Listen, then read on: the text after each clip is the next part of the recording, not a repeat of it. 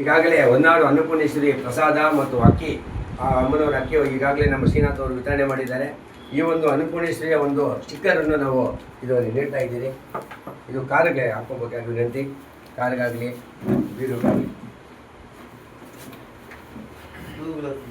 Two ವೀಲರ್ಗೆ ಹಾಕೊಳ್ಳಿ.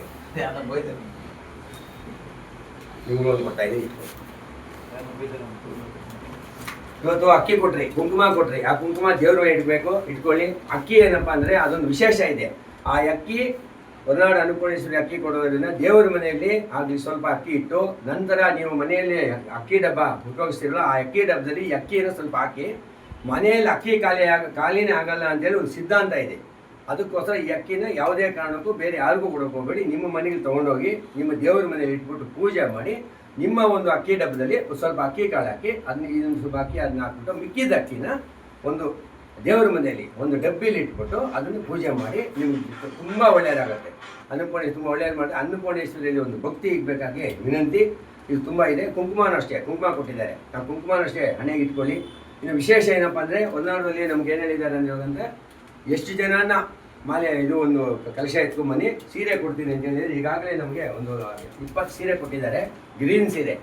ಇದು ಯಾರು ಕಲಶ ಎತ್ಕೊಂಬರ್ತಾರೆ ಮೊದಲನೇ ಪ್ರಿಫರೆನ್ಸು ನಮ್ಮ ಅಡುಗೆ ಕಾರ್ಮಿಕರ, ಅಡುಗೆಯವರ ಅವರ ಧರ್ಮಪತ್ನಿಗಳಿಗೆ ಮೊದಲು ಪ್ರಿಫರೆನ್ಸ್ ಕೊಡ್ತೀರಿ. ಇದಕ್ಕೆ ಫಸ್ಟ್ ಪ್ರಿಫರೆನ್ಸ್ ಇದನ್ನು ಕೊಡ್ತಾ ಇದ್ದೀರಿ. ಇದು ಸೀರೆ ನಾವೇ ಕೊಡ್ತೀರಿ, ಅವರೇ ನಮ್ಗೆ ಕೊಡ್ತಾರೆ ಸೀರೆ. ಮತ್ತು ಇದಕ್ಕೆ ಬ್ಲೌಸ್ ಪೀಸ್ ಕೆಂಪುದು ಕೊಡ್ತೀರಿ. ಇದನ್ನು ಏನು ಮಾಡ್ತೀರಿ, ಒಂದು ತಿಂಗಳು ಮೊದಲು ಕೊಡ್ತೀರಿ. ಇದಕ್ಕೆಲ್ಲ ಒಂದು ಅಪ್ಲಿಕೇಶನ್ ಇದೆ, ಅಪ್ಲಿಕೇಶನ್ ಕೊಟ್ಬಿಟ್ಟು ನಾವು ಈ ಸೀರೆ ಕೊಡ್ತೀರಿ, ಬ್ಲೌಸ್ ಅವರೇ ಹೊಲಿಸ್ಕೋಬೇಕಾಗಿ. ಮತ್ತು ಇದನ್ನು ಹೋಮ ಆದಮೇಲೆ ನಾವೊಂದು ಜಾಗ ಹೇಳಿದ್ರೆ ಆ ಜಾಗದಲ್ಲಿ ಡ್ರೆಸ್ ಎಲ್ಲ ಚೇಂಜ್ ಮಾಡ್ಕೊಂಡ್ಬಂದು 6:00ವರೆಗೆ ಅಲ್ಲಿ ಮೆರವಣಿಗೆಯಲ್ಲಿ ಭಾಗವಹಿಸಬೇಕಾಗುತ್ತೆ. ಇದರಲ್ಲಿ ಜಾತಿ ಮತ ಭೇದವಿಲ್ಲ. ಈ ಒಂದು ಕಾರ್ಯಕ್ರಮಕ್ಕೆ, ಶೋಭಾಯಾತ್ರೆಗೆ, ಸುಮಂಗಲಿಯರಿಗೆ ಜಾತಿ ಮತ ಭೇದವಿಲ್ಲದೆ ಯಾವ ಕ್ಯಾಸ್ಟನ್ನು ಇದನ್ನು ಒಂದು ಸುಮಂಗಲಿಯರು ಈ ಒಂದು ಕಲಶ ಎತ್ಕೊಂಡ್ಬರ್ಬೋದು. ಮೊದಲನೇ ಪ್ರಿಫರೆನ್ಸು ಅಡುಗೆ ಕಾರ್ಮಿಕರಿಗೆ, ಧರ್ಮಪತ್ನಿಗಳಿಗೆ. ನಂತರ ಬೇರೆಯವ್ರಿಗೆ ಅವಕಾಶ ಕೊಡ್ತೀರಿ. ಇದಕ್ಕೆ 1 ತಿಂಗಳು ಟೈಮ್ ಇರುತ್ತೆ. ಇದನ್ನು ಯಾವ ರೀತಿ ಅಂದರೆ ನಾವು 1 ತಿಂಗಳು ಮೊದಲು ಇದನ್ನೆಲ್ಲ ನಾವು ಅಪ್ಲಿಕೇಶನ್ ಮಾಡ್ತೀವಿ. ಯಾಕಂದರೆ ಇದಕ್ಕೆ ಬೇರೆ ಯಾವುದೇ ಒಂದು ಮನೆಯಲ್ಲಿ ಯಾವುದೇ ಒಂದು ಇರಬಾರ್ದು, ಇದೆಲ್ಲ ತುಂಬ ಒಂದು ಸಿದ್ಧಾಂತ ಇರುತ್ತೆ. ಆಮೇಲೆ ಯಾರು ಹಾಕಲಿಲ್ಲ ಅಂತ ಬೇರೆಯವ್ರು ನಾವು ಇದನ್ನು ರೆಡಿ ಮಾಡ್ತೀವಿ. ಈ ಒಂದು ಕಲಶಕ್ಕೆ ನಾವು ಕಲಶನೂ ಕೊಡ್ತೀವಿ, ಕಲಶ ಸೀರೆ ಎಲ್ಲ ನಾವು ಕೊಡ್ತಾ ಇದ್ದೀರಿ. ಇದಕ್ಕೆ ಒಂದು ಫೀಸು ಒಂದು ಫಿಕ್ಸ್ ಮಾಡ್ತಾ ಇದ್ದೀವಿ, 2500 ರೂಪಾಯಿ ಒಂದು ಫೀಸು. ಯಾಕೆಂದರೆ ಇದಕ್ಕೆ 7 ಲಕ್ಷ ನಮ್ಗೆ ಖರ್ಚು ಬರ್ತಾರೆ. ಇದು ಫೀಸನ್ನು ಫಿಕ್ಸ್ ಮಾಡ್ತಾ ಇದ್ದೀರಿ.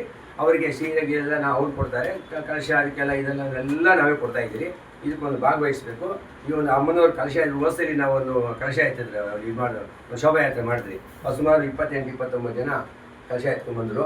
ಕೆಲವರು ಎಲ್ಲ ಕೊಟ್ಟಿದ್ರು, ಕಾಸು ಕೊಟ್ಟಿದ್ರು. ಆದರೆ ಆ ಟೈಮಲ್ಲಿ ಅವ್ರಿಗೆ ಮನೆಗಳಲ್ಲಿ ಏನೋ ತೊಂದರೆ ಪಾಪ, ಅವ್ರ ಬದಲು ಬೇರೆಯವ್ರನ್ನ ಕಳಿಸಿದ್ರು. ಇದು ಅಷ್ಟೇ, ಯಾರನ್ನೇ ತೊಗೊಂಡಿರ್ತಾರೆ ಅವ್ರ ಬದಲು ಬರೋಕ್ಕಾಗಲ್ಲ, ಅವ್ರ ಬದಲು ಬೇರೆಯವರು ಬರ್ಬೋದು. ಆದರೆ ಅವ್ರ ಸೈಜು ಅದೆಲ್ಲ ಬೇಕಾಗುತ್ತೆ. ಅದೆಲ್ಲ ಮೊದಲೇ ಅದೆಲ್ಲ 1 ತಿಂಗಳು ಅದಕ್ಕೆ ನಾವು ಕೊಡೋದು. 1 ತಿಂಗಳು ಆದಮೇಲೆ ನಾವು ಇದನ್ನು ಪಾಂಪ್ಲೇಟ್ ಕೊಡೋದು. ಅದು ಸಪ್ರೇಟ್ ಪಾಂಪ್ಲೇಟು. ಅದು ಅದಕ್ಕೆ ವಾಟ್ಸಪ್ಪಲ್ಲಿ ಹಾಕ್ತೀರಿ. ಅದನ್ನ ಹಾಕ್ಬಿಟ್ಟು ಇಂದಿಂದ ಈ ಥರ ನಮ್ಮ ಮಿಸ್ಸಸ್ಸು ಇದಕ್ಕೆ ಕಲಶಕ್ಕೆ ಬರ್ತಾರೆ ಅಂತೇಳಿ ನೀವು ಟೈಪ್ ಮಾಡಿ ನಮಗೆ ಕಳಿಸಿದ್ರೆ ಅವ್ರ ಹೆಸರನ್ನ ಬರ್ಕೊತೀರಿ. ಆಮೇಲೆ ಅಪ್ಲಿಕೇಶನ್ ತೊಗೊಂಡ್ಬಂದು ನಾವು ಮನೆಗೆ ಬರ್ತೀರಿ.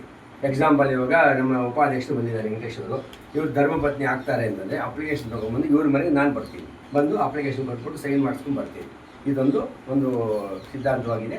ಇದಕ್ಕೆಲ್ಲ ಸಹಕರಿಸಿ ಇವರು ತುಂಬ ಒಂದು ಒಳ್ಳೆಯ ದಿನ ಇವತ್ತು.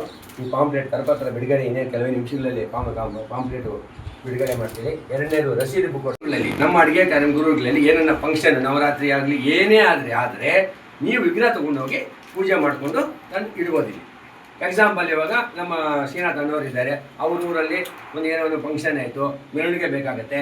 ಅನ್ನಪೂರ್ಣೇಶ್ವರಿನ ತೊಗೊಂಡೋಗಿ ನೀವು ಪೂಜೆ ಮಾಡಿಕೊಂಡು ತಂದು ಒಂದು 3 ದಿನ, ಅದು ನಿಮ್ಗೆ ಎಷ್ಟು ದಿನ ತೊಗೊತಿರೋ ಟೈಮು ತೊಗೊಂಡು ಬಂದು ಇಲ್ಲಿ ಇಡ್ಬೋದು. ಅದಕ್ಕೆ ನಾವು ಏನೂ ಫೀಸ್ ಗೀಸ್ ಮಾಡಿಲ್ಲ. ಅಡುಗೆ ಕಾರ್ಮಿಕರ ಮುಖಾಂತರ ಬಂದರೆ ವಿಗ್ರಹ ನಾವು ಇಲ್ಲಿಂದ ಅಮ್ಮನವರು ಆಚೆ ಹೋಗಿ ಮೆರವಣಿಗೆ ಮಾಡ್ಕೊಂಡು ತಿರ್ಗಾ ಬಂದು ಇಲ್ಲಿ ಕೂತ್ಕೊಂಡು ಅಡುಗೆ ಕಾರ್ಮಿಕರು ಮಾತ್ರ, ಬೇರೆಯವ್ರಿಗೆ ನಾವು ಕೊಡಲ್ಲ.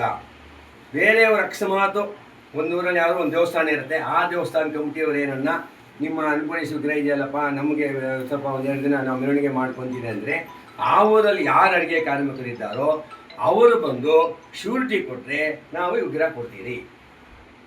ವಿಗ್ರಹ ಕೊಡೋಕೆ ನಾವು ಇದನ್ನು ಒಪ್ಕೊಂಡು ನಾವು ವಿಗ್ರಹ ಕೊಡ್ತೀರಿ. ವಿಗ್ರಹ ಮಾತ್ರ ಏನೋ ಹೆಚ್ಚು ಕಮ್ಮಿ ಆಗೋದು, ನೀಟಾಗಿ ನಮಗೆ ವಿಗ್ರಹ ಇರುತ್ತೆ. ಇವತ್ತು ನಮ್ಮ ಉಪ್ಪುಕೊಂಡಲ್ಲಿ ಕೊಟ್ಟಿರೋದು ತುಂಬ ಚೆನ್ನಾಗಿ ರೆಡಿ ಮಾಡ್ತಾ ಇದೆ ಅಂತ ಹೇಳಿದ್ದಾರೆ. ಇನ್ನು ಕೆಲವು ನಾವು ಬರೀ ನಾವು ಕೊಟ್ಟಿರೋದು 21,000 ಅಷ್ಟೇ ನಾವು ಕೊಟ್ಟಿರೋದು. ಮಿಕ್ಕಿದ ನಾವು ಕಲೆಕ್ಷನ್ ಮಾಡಬೇಕಾಗತ್ತೆ. ನಾನು ಬೇರೆ ಎಲ್ಲ ತಾಲೂಕುಗಳು ಹೋಗೋಕ್ಕಾಗಿ ಅದಕ್ಕೆ ಅರ್ಜೆಂಟಾಗಿ ಇವತ್ತು ಫಂಕ್ಷನ್ ಇಟ್ಕೊಂಡಿರೋದು ಇವತ್ತೆಲ್ಲ ಬಂದಿದ್ದಕ್ಕೆ ನಾನು ಅನೇಕ ಧನ್ಯವಾದ ತಿಳಿಸ್ತಾ ಇದ್ದೀವಿ ನಾವು.